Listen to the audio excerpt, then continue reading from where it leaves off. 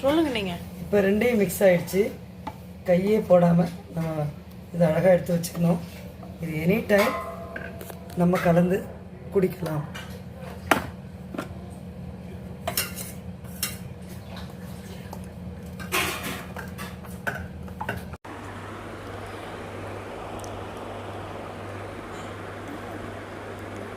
Welcome to அகாபேஸ் 7.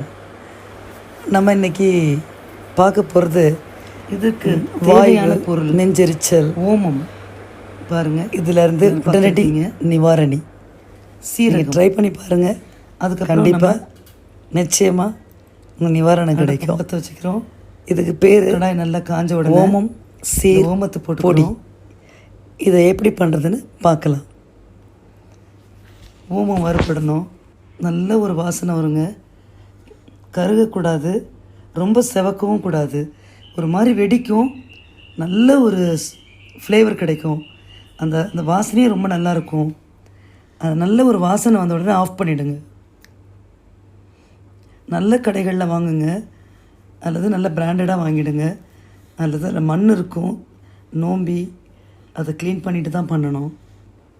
அப்படி சாதாரண கடையில் கிடச்சிதுன்னா நீங்கள் தண்ணியில் போட்டு அலசி அதை அரித்து எடுத்துகிட்டு அதை காய வச்சு அப்புறம் தான் பண்ணணும். அதனால் தரமான ஓமத்தை வாங்கிக்கோங்க.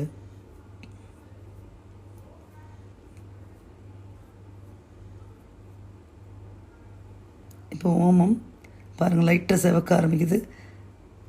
அவ்வளோதான். அடுப்பை அணைச்சிட்றேன். அந்த லைட்டாக புகை வருது பார்த்திங்களா, போதும்.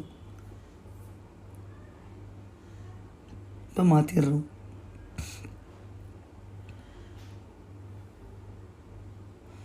இது ஓமம் வந்து சின்ன வயசுலலாம் நம்ம நிறைய சாப்பிட்ருப்போம். இப்போ சீரகத்தை போட்டுக்கலாம்.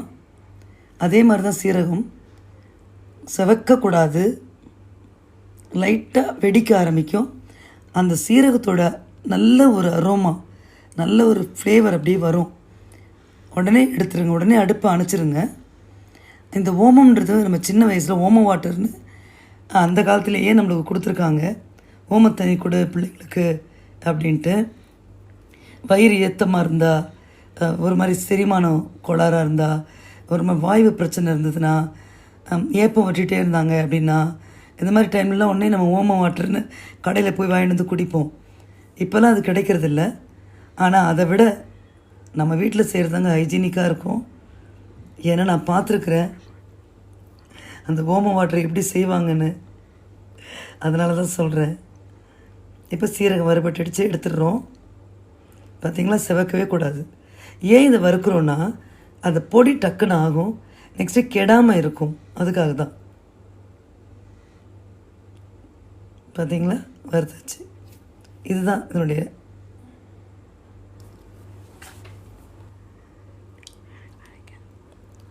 இப்போ வந்து நம்ம இதை எடுத்துக்கிட்டோம். கொஞ்சம் ஆறட்டும். ஆறின பிறகு மிக்சியில் அரைக்கணும். ரெண்டுத்தையும் ஒன்று சேர்த்து அரைக்கக்கூடாது, தனித்தனியாக தான் அரைக்கணும். ஏன்னா ஒவ்வொன்றுக்கும் ஒவ்வொரு டெண்டன்சி இருக்கும். ஒன்று சீக்கிரமாக அரைப்படும், ஒன்று வந்து சீக்கிரமாக அரைப்படாது. அதனால் தனித்தனியாக அரைச்சி தான் கலக்கணும். முதல்ல ஓமத்தை அரைச்சிக்கிறோம்.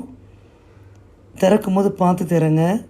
அதை பாருங்கள், அதில் தான் அந்த நெடி வரும் இல்லையா. நல்லா அரைஞ்சிடுச்சு. முடிஞ்ச அளவுக்கு கைப்படாமையே பண்ணி பாருங்கள். இது குழந்தைங்களுக்கு கொடுக்கலாம், பெரியவங்க சாப்பிட்லாம். ரெடி ஆகிடுச்சு. இப்போ சீரகத்தை போட்டுக்கலாம்.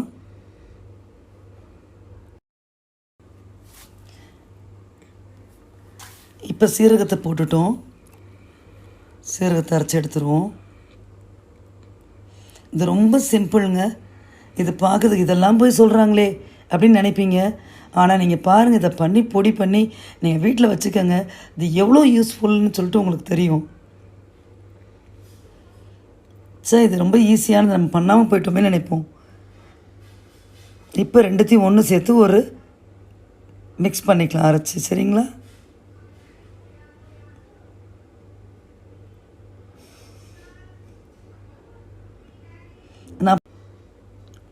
நல்ல ஒரு பாட்டிலில் போட்டு வைங்க. இந்த கண்டெய்னரில் போடவே போடாதீங்க பிளாஸ்டிக்கில். ஏன்னா கொஞ்ச நாள்லேயே நான் பார்த்தது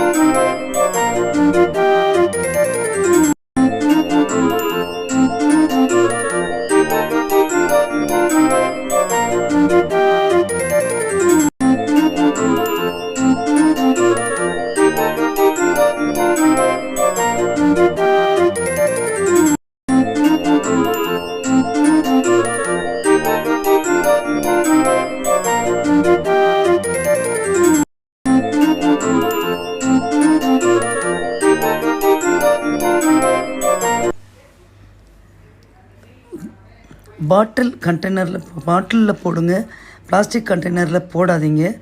ஏன்னா அது என்ன ஆகும்னா இந்த ஓமத்தோட சீரகத்தோட வாசனையெல்லாம் அதை எடுத்துக்கும்.